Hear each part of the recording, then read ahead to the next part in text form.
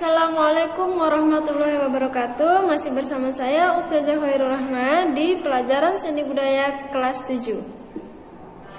Nah, kali ini kita akan mempelajari di bab 3, yaitu lebih tepatnya membahas tentang gerak dalam ruang, waktu, dan tenaga sesuai dengan iringan.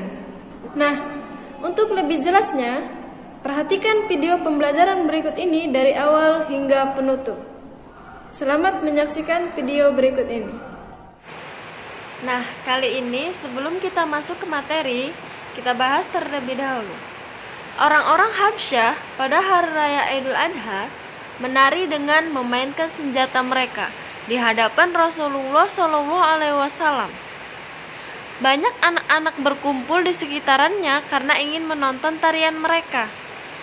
Orang-orang Habsyah bernyanyi dengan syair, Muhammad adalah hamba yang soleh secara berulang-ulang. Sesudah zaman Rasulullah SAW, khususnya di zaman Daulah Abbasiyah, seni tari berkembang dengan pesat. Kehidupan mewah yang dicapai kaum muslimin pada waktu itu telah mengantarkan mereka ke dalam suatu dunia hiburan yang seakan-akan telah menjadi keharusan dalam masyarakat yang makmur. Hukum mendengarkan alunan lagu adalah mubah, tetapi ketika itu orang-orang telah melakukannya. Nah, jadi sebagian ulama melarang dan sebagian ulama juga memperbolehkan. Intinya tergantung niat kita mau digunakan untuk apa. Nah, kali ini niatkan untuk menuntut ilmu. Nah, kita masuk ke dalam materi kita, yaitu gerak dalam ruang, waktu, dan tenaga sesuai dengan iringan. Nah, kita masuk ke dalam seni tari. Yang pertama yaitu gerak tari. Gerak tari meliputi ruang, waktu, dan tenaga. Jadi di sini ruang terbagi atas ruang pribadi, ruang pentas, ruang umum. Sedangkan waktu berhubungan dengan tempo. Tenaga berhubungan dengan intensitas aksen atau tekanan kualitas. Nah, dari ketiganya diiringi dengan lagu dan alat musik. Kemudian kita masuk ke dalam elemen dalam gerak tari, yaitu ruang, waktu, dan tenaga. Ruang. Nah, ruang yaitu salah satu unsur terpenting yang menentukan terwujudnya gerakan dalam tari adalah ruang.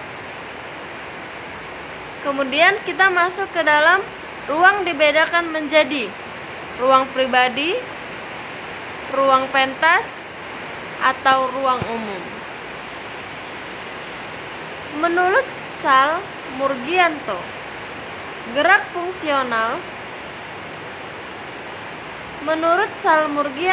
gerak dibedakan menjadi gerak fungsional, gerak bermain, dan gerak estetis.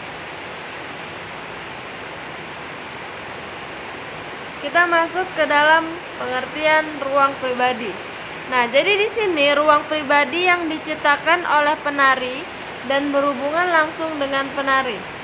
Batas imajinasi penari adalah jarak yang paling jauh dan dapat dijangkau oleh tangan dan kakinya saat tidak berpindah tempat.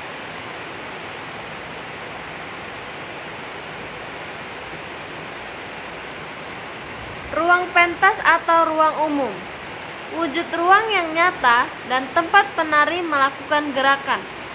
Ruang ini merupakan tempat yang dilalui penari saat melakukan gerakan tari.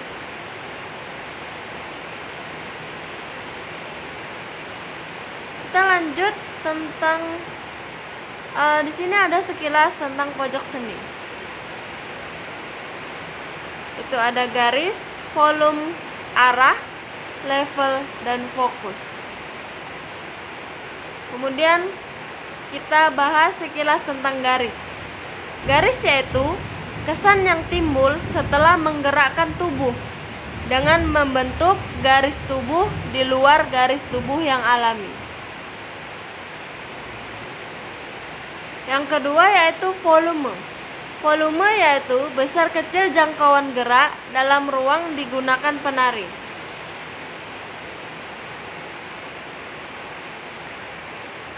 Yang ketiga yaitu arah. Arah penari menghadap saat melakukan gerakan. Selanjutnya yaitu level. Ketinggian maksimal saat menari melakukan lompatan dan ketinggian minimal saat penari rebah di lantai. Fokus. Sudut pandang penonton saat melihat penari melakukan rangkaian gerak.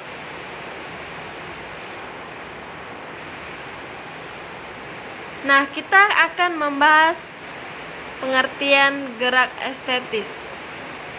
Nah, gerak estetis merupakan gerak yang dilakukan memiliki makna atau simbol. Gerak estetis berasal dari gerak fungsional atau gerak bermain. Selanjutnya kita masuk ke dalam pengertian gerak fungsional. Gerak fungsional merupakan gerak yang dilakukan untuk memenuhi kebutuhan hidup manusia. Selanjutnya kita masuk ke dalam gerak bermain. Nah, jadi di sini gerak bermain itu adalah aktivitas gerak yang dilakukan pada permainan tertentu seperti manusia bermain.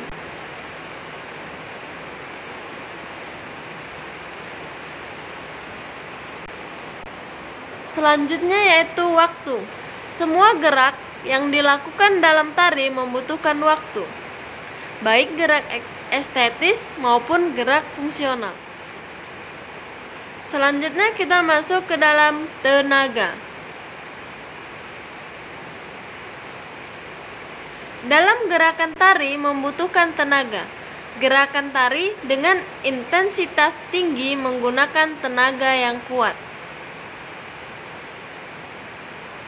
Hal-hal yang berhubungan dengan tenaga dalam gerakan tari, yaitu intensitas yang berkaitan dengan kuantitas tenaga dalam tarian menghasilkan tingkat ketegangan gerak.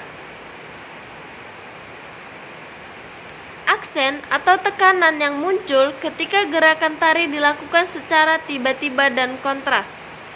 Kemudian, kualitas yang berkaitan dengan cara penggunaan atau penyaluran tenaga dalam tarian.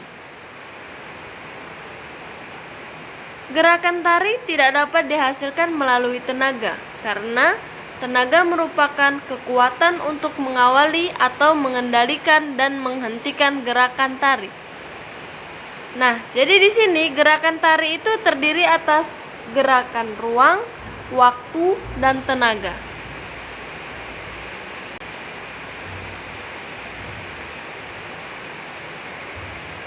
Keterkaitan ketiga unsur tersebut dengan beberapa karakteristik.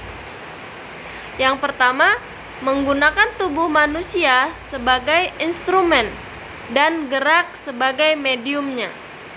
Kemudian, berhubungan dengan ruang, tenaga, waktu, dan aliran. Selanjutnya, berhubungan dengan ritme. Selanjutnya, mempunyai bentuk dan gaya. Yang terakhir, mengungkapkan emosi atau perasaan dan pikiran manusia berhubungan dengan budaya.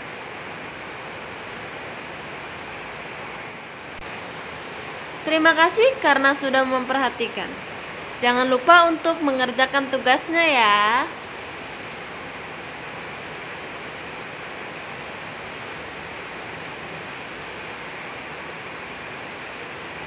Nah, jadi tugasnya, tuliskan perbedaan dari masing-masing gerak. Selanjutnya, tuliskan pengertian ruang dalam gerak tari. Nah, yang terakhir, tuliskan masing-masing pengertian dari garis, volume, dan fokus. Jadi, tugas ini dikerjakan di buku tulis masing-masing. Selamat mengerjakan, semoga sukses.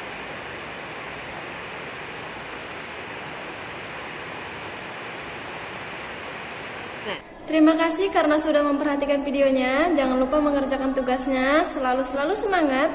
Semoga kita mendapatkan ilmu yang berkah dan dapat menjadi bekal untuk kita di kemudian hari. Sekian dari saya. Assalamualaikum warahmatullahi wabarakatuh.